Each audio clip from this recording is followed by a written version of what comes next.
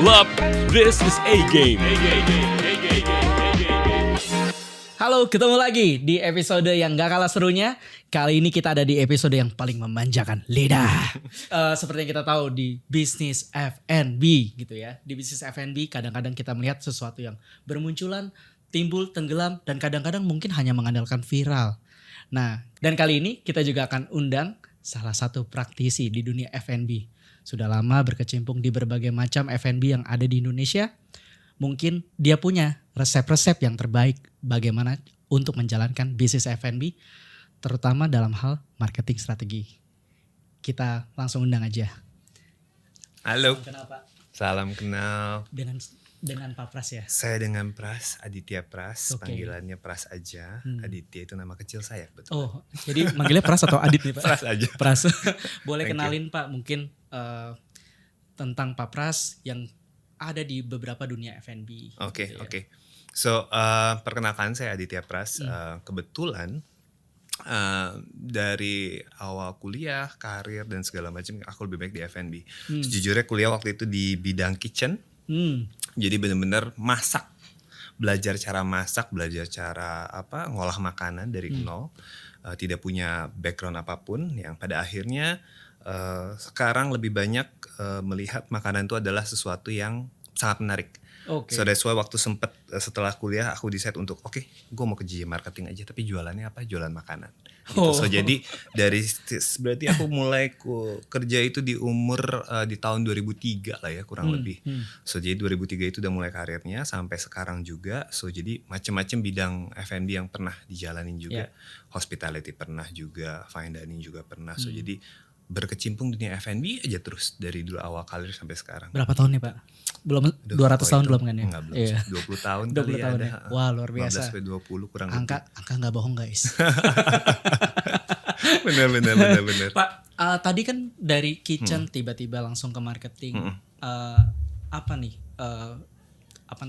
Turning overnya? Kenapa tiba-tiba langsung bisa ke marketing dan apa tuh jendelanya waktu itu bisa masuk ke situ? Sebenarnya nggak langsung direct ke marketing, tapi lebih banyak ke sales. Oke, so jadi cerita shortnya aja ya. Waktu lagi zamannya job training tuh di salah satu hotel besar di Bandung, itu saya tuh kerjanya di belakang terus. Oke. Gitu kan. Di belakang terus bosen kayak ngupas kentang mulu tiap hari gitu, bawang dan segala macam. Sampai akhirnya satu titik bilang, "Chef, aku mau dong di depan kayak orang-orang itu tuh nyapain tamu-tamu." Itu pertamanya. Mungkin ada jiwa ininya juga ya, pengen ketemu banyak orang dan segala macam. Pada akhirnya sempat dikasih waktu di depan sampai akhirnya dibantu cocok, akhirnya di carving tuh, motongin daging. Kalau di hotel kita tahu sendiri kayak gitu ya. Terus pada berjalan waktu tiba-tiba kayak kok aku sering banget lihat satu orang ini bolak-balik sama tamu yang beda-beda. Nah, di situ aku nyadar kalau pengen tahu itu tuh apa sih kerjaannya. Nah, so dari situ aku langsung tahu kalau itu adalah salah satunya yang aku tahu adalah dua orang. Waktu itu adalah satu sales, director sales, satunya lagi director of markom. So jadi ternyata aku baru tahu, oh di hotel tuh ada ya yang kayak gitu kerjanya. Karena kelihatannya enak sih pada masa itu. Ngobrol, ketawa-ketawa, makan aja gitu kan. Tapi ternyata di situ aku ngeliat kayak I think aku suitable deh buat yang kayak gitu. So jadi setelah selesai job training, fokusnya lebih banyak memperbagus bahasa Inggris dan segala macam, yang ngumpulin istilahnya knowledge-nya untuk memang jadi seorang marketing ataupun di sales. Setelah selesai kuliah, pursunya justru lebih banyak ke marketing. So jadi itu turning point-nya. Jadi karena melihat seseorang yang kayak seru ya. Padahal belum tahu ya beratnya kayak gimana ya. Betul. Tapi karena kelihatannya seru aja dulu. Nah. Jadi akhirnya dari situ turning point-nya dari aku suka bisa masak, suka makanan dan bidang ini aku suka ketemu orang dan ngobrol gitu ya. Akhirnya aku pursue di bidang itu kurang lebih. Betul. Nah, melihat bisnis F&B itu gimana sih Pak? Kan mungkin melihat dari background Bapak cukup banyak nih bukan industri ya, mungkin kita melihat brandnya. Betul. Atau mungkin kategori-kategorinya tadi ada fine dining, ada yang mungkin chain gitu ya. Nah, melihat dunia F&B di Indonesia ini seperti apa sih Pak? Sebenarnya F&B Indonesia itu bisa dibilang quite unique ya. Dalam arti uniknya adalah kita range-nya banyak banget ya. Dari yang biasa, yang dari kaki 5 sampai dengan yang 5 star. Dari yang istilahnya food court sampai dengan di hotel bintang 5 bahkan freestanding. Variasinya tuh banyak banget memang. Nah cuman di Indonesia itu memang kalau dilihat adalah mungkin terlalu banyak yang similar gitu loh. So jadi tidak benar-benar signifikan between satu brand sama brand lainnya yang DNA-nya satu, DNA 2, DNA 3-nya tuh enggak. Jadi hampir similar itu. Tapi ada beberapa brand yang strong banget gitu. So jadi Indonesia kurang lebih masih bisa dibilang diluting istilahnya market dilute-nya tuh memang kebagi-baginya banyak. Orang tuh bisa nyoba dari sini ke sini tapi loyalty-nya masih belum ada. So jadi lebih ke arah situ sih F&B sekarang kalau aku Jadi saya bisa bilang F&B itu tidak ada loyalty atau ada? Sebenarnya ada loyalty. Nah, that's why sebenarnya adalah kuncinya macam-macam ya. Ada yang namanya kita bisa dibilang servisnya, kualitas makanannya, rasanya dan segala macam. Faktornya sebenarnya banyak juga. Nah, untuk nge-create that loyalty, semua faktor itu memang harus dipenuhin gitu kurang Semuanya lebih. nih. Semua loh, nggak bisa satu, nggak bisa dua, harus semua itu. Saya nggak bisa bilang kayak gini dong Pak. Apakah yang namanya F&B ya kita bergantung aja sama rasa? Nggak bisa. Nggak bisa ya. Jadi rasa itu tuh bisa dibilang memang nomor satu ya. Tapi rasa itu enak terus setiap hari konsisten, bisa apa enggak si brand itu ngejaga. Okay. Kalau brand itu bisa ngejaga setiap hari, mau siang, malam, seminggu ini, besok, lusa, sebulan lagi atau setahun ke depan, bisa konsisten dengan sama, itu mungkin akan bisa ngebuat si bisnis itu lebih long lasting. Faktor itu salah satunya. Oke. Nah, berarti bukan hanya tentang rasa, tapi kan tentang bagian-bagian yang lain. Nah, tadi Bapak bilang sendiri bagaimana cara membuat brand satu dengan brand yang lainnya itu berbeda. Iya. Pertanyaannya Pak, gimana cara buat berbeda? Maksudnya kalau kita lihat kenyataannya seperti itu ya, jualan chain yang ayam goreng semua seperti itu. Betul. Terus memang ada perbedaan-perbedaan di bagian menu, bagaimana artifak brandnya terlihat gitu ya, atau cara mereka berkomunikasi. Tapi orang kan masih melihat itu benda yang sama gitu kan. Apakah itu di drive karena satu supply chain?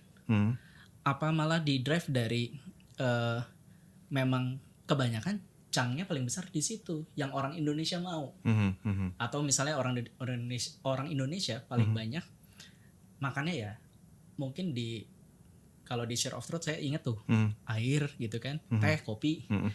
Kalau di share of food saya nggak tahu nih gitu kan, apakah ayam mungkin sebagai lauk nomor satu di Indonesia gitu kan, apakah malah protein-protein seperti tempe, tahu yang jadi asupan nomor satu di Indonesia gitu Pak. Oke, kalau ngelihat dari sisi itunya sebenarnya F&B bisnis kan juga macam-macam ya. Kita nggak ngomong yang benar-benar lifestyle banget, nggak benar-benar juga yang di pinggir jalan banget. Tapi kita kan sebenarnya ngelihat juga dari sisi ekonominya ya, dimana masyarakat kita juga macam-macam dari ada yang bawah sampai ke atas. Nah, kalau kita ngomong tentang bisnis itu ada yang setiap hari, of course gitu. Kalau kita ngomong ayam itu bisa yang ayam goreng 1 sampai dengan 10. Betul. Di satu jalan semuanya jualan yang sama bisa kayak gitu. Nah, itu mungkin lebih ke arah satu. Servisnya mungkin atau loyaltinya. Nah, itu yang ngebuat masing-masing dari 1 sampai 10 itu punya marketnya sendiri-sendiri nih, punya orang tamu-tamunya sendiri. Bahkan kadang-kadang hal-hal simple ya untuk restoran kecil. Dengan as simple as mereka memang tahu nama orangnya saking sering belinya gitu ya. Pak Marcel, mau yang biasa. Itu akan create loyalty. Sebenarnya kurang lebih kayak begitu ya. Saya berasa GR Pak kalau dipanggil nama. Kasarnya itu kurang lebih simpelnya seperti itu. Tapi lihat lagi juga kadang-kadang ada yang namanya F&B itu orang makan bukan hanya untuk memenuhi rasa lapar, tapi juga kadang-kadang nafsu, ingin sesuatu gitu ya. Contohnya makanan jenis-jenis lain di luar nasi, mungkin ayam atau yang kita biasa makan tempe tahu setiap harinya, telur bahkan kayak gitu. Itu tujuannya apa? Mereka kan pengen indulge diri sendiri ya, pengen ngebuat ngerasa kalau ada orang nyebutnya comfort food ya. Nah, comfort food juga ada dua nih, ada yang benar-benar yang setiap hari kita makan, ada sesuatu yang memang seasonally dalam seminggu at least aku mesen pizza 1 misalnya kayak gitu. Dalam sebulan sekali aku makan steak deh 1 kali. Nah, itu mungkin termasuk pilihan-pilihan yang tidak pernah gagal ya. Tidak pernah gagal. Betul. Nah, tapi kadang-kadang kan juga kalau kita ngeliat ya bisnisnya hari dia makan steak sebulan sekali. Makan pizza mungkin seminggu sekali kasarnya kayak gitu. Tapi dia pindah-pindah tempat bisa aja gitu. Dia bisa makan satu di tempat yang A, besokannya minggu depannya di tempat yang B, atau bulan depannya beda gitu ya. Nah, itu balik lagi tuh ke sisi produknya sendiri, DNA produknya juga seperti apa gitu. Tapi kurang lebih intinya adalah makanan yang biasa kita makan setiap hari, yes of course. Kita orang Indonesia makan nasi ya. Kalau kita di rumah makan mie misalnya. Mie doang nih. Kurang. Oke. Kalau ada nasi mungkin baru itu hitungannya Oke, makan. Itu beda cerita tuh kasarnya kayak gitu. Kombinasi dahsyat. Kombinasi dahsyat. Tapi orang Indonesia memang base-nya pasti akan nasi ya, Iya. lebih banyak ke arah sana. Tapi lagi-lagi hue-nya, warnanya dari F&B sendiri kan macam-macam ya. Ada yang dari bawah ke atas. Orang yang di atas bisa beli bawah, yang bawah bisa beli ke tengah, mungkin terlalu ke atas sometimes kasar bisa kayak begitu. So jadi variannya memang banyak juga, faktor-faktornya banyak gitu. Oke, tadi menarik bahwa ternyata makan itu bukan hanya memenuhi apa yang perut butuh, tapi juga apa yang mungkin pikirannya butuh nih, Yes, gitu betul. ya. Tadi balik lagi, mungkin pertanyaannya bisa lebih spesifik. Ada contoh nggak Pak? Misalnya bagaimana cara Bapak membuat sebuah DNA dari sebuah F&B supaya dia bisa bukan hanya memenuhi perut nih, tapi memenuhi emosinya dia. Ada indulge-nya dia yang kita penuhi gitu. Ada mungkin kebutuhan-kebutuhan lain yang kita penuhi juga dari mungkin dari mix yang kita lakukan gitu ya. Oke. So DNA itu sebenarnya juga bukan sesuatu yang tidak visibly berbentuk fisik ya kasar kayak gitu. DNA itu macam-macam faktornya. Ada yang berhubungan sama servisnya juga. Of course makanannya udah kita bahas tadi. Servisnya juga ada. Terus kemudian ada juga yang disebutnya ambience juga gitu kan. Lokasi mungkin juga kadang-kadang menentukan juga ya. Nah so DNA itu juga kombinasi of everything in one yang ngebuat orang langsung top of mind-nya adalah itu kasarnya kayak gitu. Nah sekarang kalau dibilang contohnya deh kita makan ikan bakar. Kan di rumah nih, ya udah buat menuhin kenyang doang. Betul. Tapi DNA-nya mungkin di tempat lain nih di Jakarta gitu ya. Out of nowhere di satu tempat di Jakarta Selatan atau Jakarta Pusat, dia bikin satu tempat, depannya biasa kayak ruko, tapi dalamnya ambience-nya dibuat benar-benar kayak lagi di Jimbaran, misalnya. So DNA-nya dia adalah apa? Aku jualan ikan bakar, sama kok harganya kayak di rumah, makan di sini makan di rumah sama aja. Cuman plusnya adalah apa ambience-nya. So apa pulang kantor, kalau capek pengen rilis dikit, makanya di aku aja deh. Kasarnya kayak gitu. Kenapa? Karena gak terlalu stres banget, suasananya lebih enak. Misalnya kayak begitu DNA-nya. Nah tapi kalau kita ngeliat dari bisnis yang lebih lifestyle lagi, DNA-nya mungkin lebih ke konsepnya ya, secara general juga gitu loh. Cara penyampaiannya, cara tone of language-nya di social media mereka, di digital platform, even bahkan sampai ke timnya sendiri nih. Misalnya, timnya sendiri, kita punya brand yang memang casual. Ngomongnya gak gue lu juga memang. Tapi ngomongnya mas, kak. Yang related sama marketnya itu juga bisa jadi DNA-nya. Tergantung juga memang faktornya sangat banyak. Dan ngebuat dia hue warnanya itu DNA-nya bisa macam-macam. Karena tergantung dari areanya mereka. Customer yang ditargetin seperti apa. Nah creating that DNA itu ada sendiri adalah kombinasi of everything. Yang kita mau ambil dari marketnya kita. Intinya adalah DNA apapun yang kita create tapi tidak tepat dengan marketnya, ya nggak akan pernah nyampe juga. Kurang lebih sih kayak gitu. Tadi saya mau lebih dalam lagi mengenai diferensiasi. Kalau kita diferensiasi mungkin orang bisa membedakan nantinya. Tapi kalau kita terlalu jauh banget, apakah orang akan merasa distan, nggak relevan, atau malah kebalikannya gitu ya. Itu gimana sih cara membuat diferensiasi itu supaya ya kita pengen kelihatan beda nih, tapi kita nggak pengen kelihatan kayak alien juga gitu kan. Atau kalau mau kayak alien selama disukain sih nggak apa-apa sih. Kalau udah kayak alien nggak ada yang suka, nggak ada yang tahu gitu. Sebenarnya poinnya adalah gini, tadi selain DNA adalah nge-create yang namanya itu juga personanya juga kurang lebih seperti apa ya. Lagi-lagi nih, misalnya kita creating something yang berhubungan sama nightlife gitu ya. Tapi tempatnya salah yang akan pernah jalan juga gitu. Nah kurang lebih kayak begitu. Ini tempat penting Pak menurut Bapak? Tempat tuh penting ya, maksudnya tempat dalam artian bukan lokasi aja ya, tapi tempat tuh adalah dimana kita menempatkan bisnis kita di lingkungan apa, kasarnya kayak begitu, itu juga sangat berpengaruh. When we're talking about jadi alienate misalnya aja, we're talking about creating a bar gitu kan, tapi di lingkungan yang non-alkoholik misalnya kayak gitu, sama aja, it will never work gitu loh, kurang lebih kayak begitu juga. So jadi placing the right kind of business in the right area itu akan creating. Ya mungkin saya bisa langsung bilang location is not only about traffic, tapi mungkin melihat attractiveness buat si persona kita nih. Betul. Kan? Mungkin contohnya gini, let's talk about yang gampang deh, kita sering pergi ke mall. Wah gila kan, zaman sekarang mall persaingan between satu sama lainnya. Betul. Aku kayak kemarin minggu lalu deh kalau nggak salah ke mall, salah satu mall di selatan. Yang ada 1, 2, 3-nya itulah pokoknya ya. Oke, mau 1, 2, 3. Oke.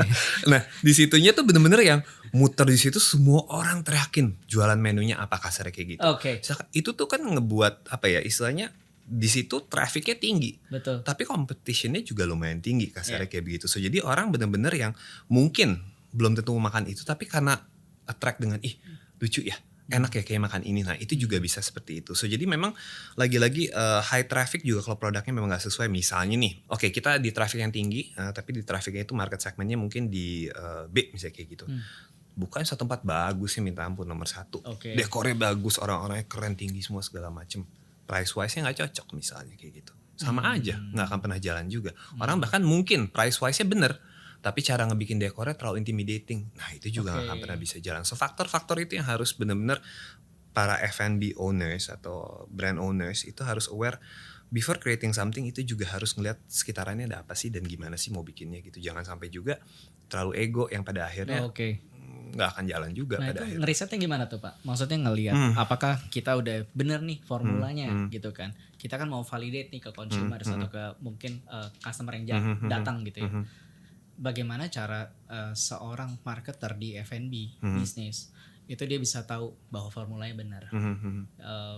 Bagaimana cara menunjukkan itu dalam bentuk analisis atau apa? Sebenarnya kalau dibilang dari sisi analisis, kalau kita ngomong tentang agency banyak ya yang bisa narikin data harganya ratusan juta tuh bisa kayak gitu. Nggak begitu juga selalu gitu. Kadang-kadang bisa kayak begitu kalau kita ngomong tentang franchise yang international, we can talk about that. Tapi kalau kita ngomong bisnis simpelnya aja deh, kita bikin restoran satu gitu ya. First things first adalah kita lihat yang tadi aku bilang lingkungan mana sih misalnya kita mau bikin itu yang pertama. Terus yang kedua trafficnya kayak gimana, jam-jam berapa sih yang memang trafficnya lumayan tinggi yang akhirnya bisa ngebuat orang ngebuat orang untuk stop by ke kita kasarnya kayak gitu. Nah terus dari situ juga simpelnya mungkin kalau kita punya restoran, kita tahu ada beberapa restoran yang mungkin satu similar sama yang akan kita buat atau mungkin dua yang berbeda sama yang kita buat tapi market segmentnya sama. Betul. Mampir ke sana kita ajak ngobrol sama orang-orangnya di sana juga. Apa sih yang kejadiannya, apa sih yang rata-rata orang lakuin gitu. Mungkin kelihatannya orangnya barnya rame, kita ngomong bar mulu. Misalnya restorannya jiwa asli keluar. Maaf saya lagi nahan-nahan dari tadi nih. Misalnya kayak dia ke restoran, wah rame banget. Tapi kok di dalam dibilang gimana bisnis? Kita kan kadang-kadang kalau kita lagi ngobrol, anak marketing kalau ngobrol sama ke satu restoran pasti gitu, bisnisnya gimana? Bagus nggak kasarnya kayak gitu. Even though itu cuma ke waiter kasarnya gitu ya. Mereka ada yang paling honest biasanya karena mereka ngelihat secara simpelnya aja gitu ya. Itu mungkin mereka bisa bilang kayak, wah Pak di sini kurang bagus, tapi rame. Iya, tapi es teh manis doang. Karena apa? Mungkin dia bikin restoran pas di deket tempat yang mau misalnya ganjil genap. Orang pada berhenti dulu aja di situ minum kopi dulu atau minum teh dulu. So jadi kayak begitu juga. So jadi tanya sama orang sekitaran juga, orang-orang sekitaran situ. Tidak harus ada jasa profesional itu bagus juga gitu. Aku nggak bilang nggak bagus gitu ya. Cuman kalau punya dananya bagus lakuin, kalau memang tidak. Tapi kalau kita ngomong dari skala yang memang simple adalah seperti itu kurang lebih. Analisa dulu sekitarannya apa, ada bisnis apa di sana, kita ajak ngobrol dulu. Nah mungkin kalau kita mau iseng-iseng juga kita bikin survei mini deh misalnya kayak gitu. Let's just say kita punya offices di sekitaran sana, mungkin kita bisa kontak salah satu person di sana juga. Bertanya lah lebih sedikit kayak bikin mini survei gitu. Apa sih yang mereka suka, apa yang mereka mau dan segala macam. Apa yang kurang. Nah habis itu kita lihat juga within 5 km radius. Jenis makanannya ada yang sama gak kayak kita? Restorannya yang sama gak kayak kita? Atau yang kayak kita gak ada sama sekali? Kalau gak ada sama sekali tanda tanya juga. Bisa kejual apa enggak kasarnya kayak gitu. Jadi faktor-faktornya kurang lebih simpelnya kayak begitu sih. Kalau untuk mengukur kesuksesan berarti kan tadi kan sebenarnya data-data mentahnya nih yang akan kita dapat dari situ ya. Apa yang diukur dari kesuksesan F&B? Apakah hanya ngomongin omset gitu atau mungkin traffic gitu ya atau mungkin number of transaction atau mungkin product mix gitu. Silakan Pak. Oke, kalau kita ngomong tentang suksesnya sebuah F&B bisnis gitu ya. It's not only about sales doang atau traffic doang gitu ya. Marketing adalah tugasnya membuat traffic of course. Nomor satu akan selalu ke arah situ. Tapi untuk nge-build loyalty-nya, nge-build orang mau datang lagi, bisnis duitnya di mana, itu adalah dari sisi tim service mungkin gitu contohnya.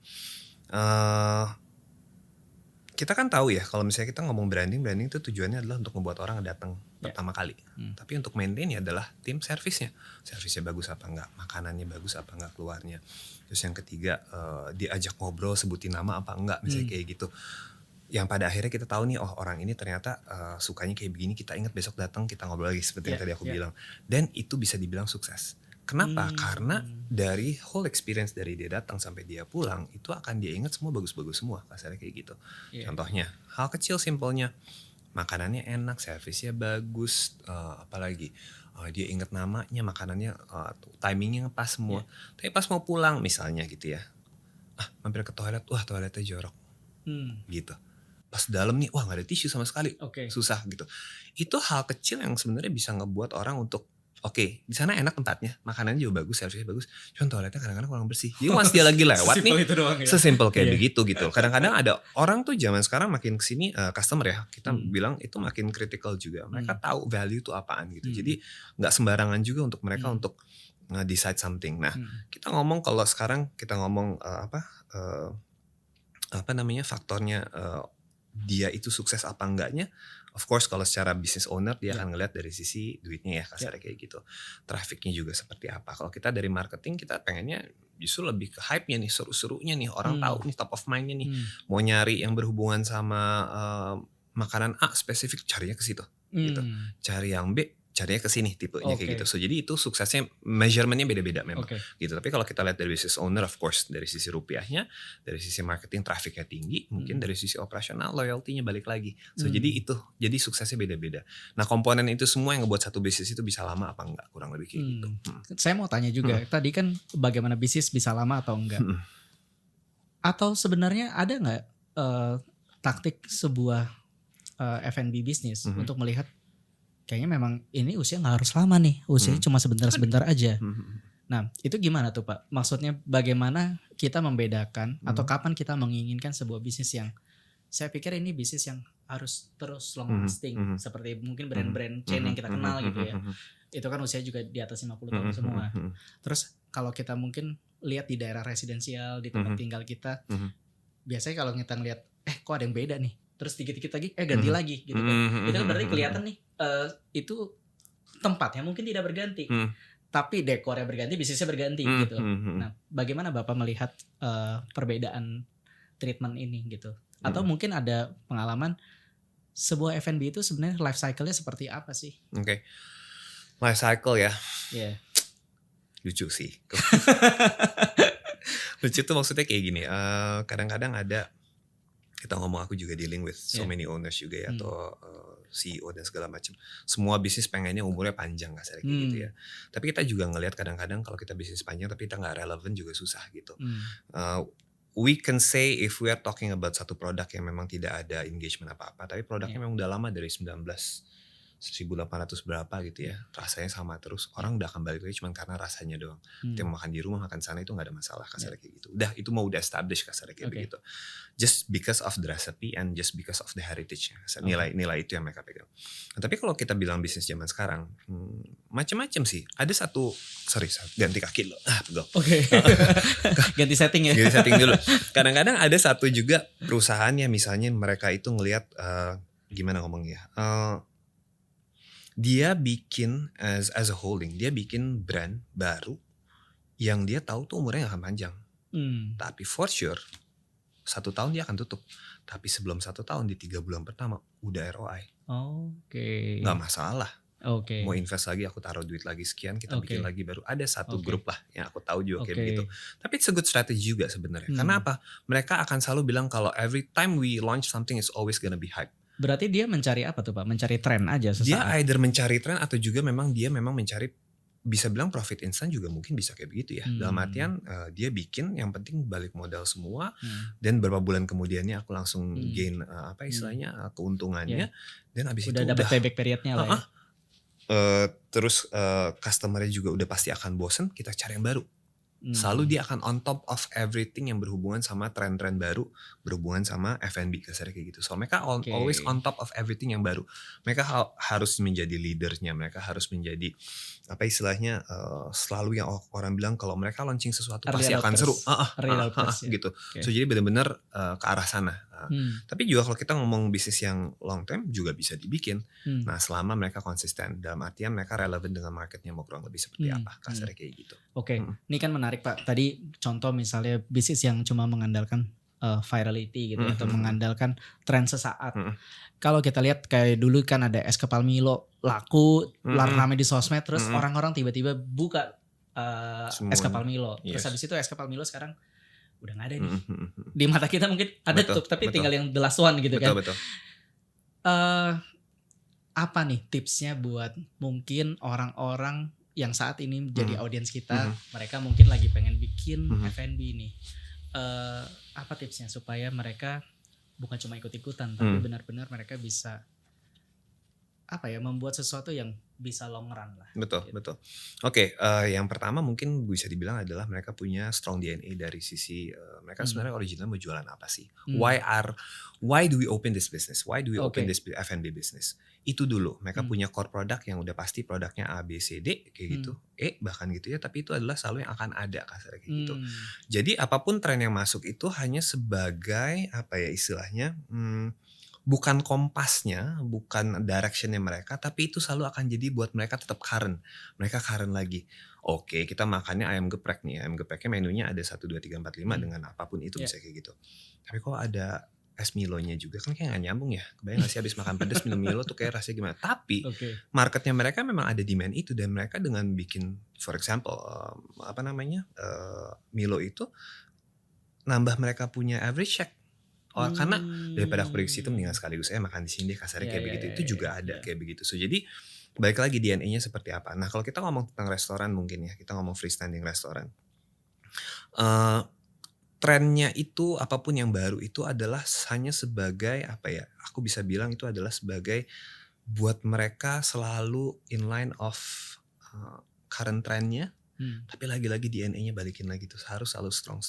Karena kalau DNA-nya strong, mau tiba-tiba stylenya lagi kayak begini mereka ikutin bisa.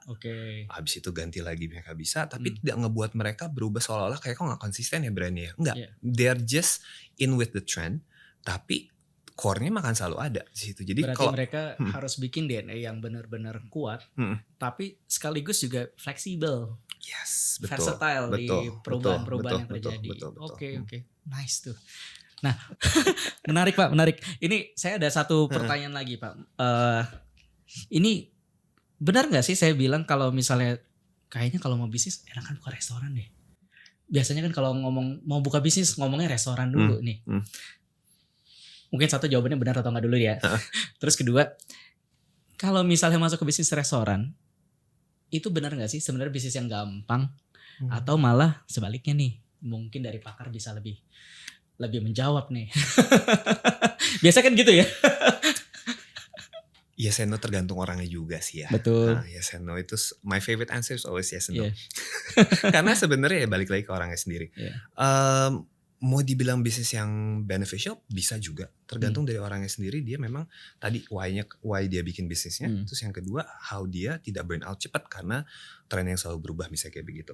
Tapi juga mungkin tidak kalau orang yang memang kasarnya tidak even punya passion terhadap makanan sendiri. Lagi-lagi nih energi sama passion, visi misi semua segala macam itu harus dari dalamnya juga. Kalau itu memang dia punya dan dia selalu yakin dengan apapun yang dia jual itu bakal memang akan jadi sesuatu yang orang akan bisa makan tiap hari ataupun seasonal tapi akan selalu konsisten, marketnya berubah-ubah, customernya bisa gonta-ganti walaupun dia datang sebulan sekali, dan F&B business is the right business for you kasarnya kayak gitu. Tapi kalau memang mentalnya juga sendiri belum siap even untuk ngadepin F&B itu lumayan challenging ya. Kita ngomong produk yang masa expire-nya juga lumayan cepat loh, FYI. Kita ngomong produk yang nggak selalu semua bisa ditaruh di freezer kasarnya kayak gitu ya. Kalau kita ngomong brand-brand yang udah high end, bahkan harus selalu fresh, imported produk bahkan. Bisa dibilang produk-produknya yang di Indonesia cuma sedikit. Nah kayak gitu-gitu tuh challenge-nya lebih lagi. Nah lagi-lagi nih perannya marketing sebenarnya di sana untuk amplify itu gitu loh. So jadi kalau kita ngomong tentang marketing itu adalah tujuannya untuk nge-create awareness-nya, buzz-nya yang nge-create memang conversion-nya gitu loh. Jadi buzz-nya itu yang benar-benar orang word of mouth-nya itu ngebuat conversion-nya. So jadi kalau mereka punya faktor-faktor itu semua, produknya bagus lagi, servisnya bagus lagi, marketingnya juga awareness-nya tinggi. Kita bisa reference ke orang udah nyobain dan mereka mau happy balik lagi, akan sustainable bisnisnya. Kurang lebih kayak gitu. Oke, boleh minta tips terakhir mungkin buat audiens di sana. Audiens apa ya? Aku tips. Audiens kita tuh banyak sih kayaknya nih dari berbagai macam. Ada marketer juga, ada entrepreneur. Betul. Kalau aku sih ya ngomongnya adalah kayak gini. F&B business itu bukan sprint tapi maraton. So jadi pentingnya itu bukan viral di awalnya, tapi gimana caranya kita bisa tetap relevan, meaningful buat si customer kita, sama jaga customer kita in a long term period gitu loh. Oke. Itu bisa dilakuin, you're successful. Kurang lebih kayak begitu. Wah, thank you banget nih Pak Pras. Sama-sama, terima Formulanya kasih. keren banget nih kayaknya. Ya, dari episode kali ini kita juga sudah dapetin beberapa insight dari Pak Pras bagaimana cara membangun sebuah brand F&B yang bisa tahan lama, nggak cuma ngandelin viral doang. Dan ternyata namanya F&B nggak cuma ngandelin produk yang rasanya enak atau masakan yang rasanya enak dan juga service yang bagus atau tempat yang strategis.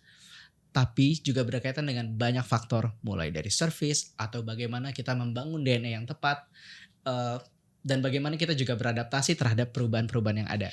Terima kasih untuk mendengarkan episode kali ini.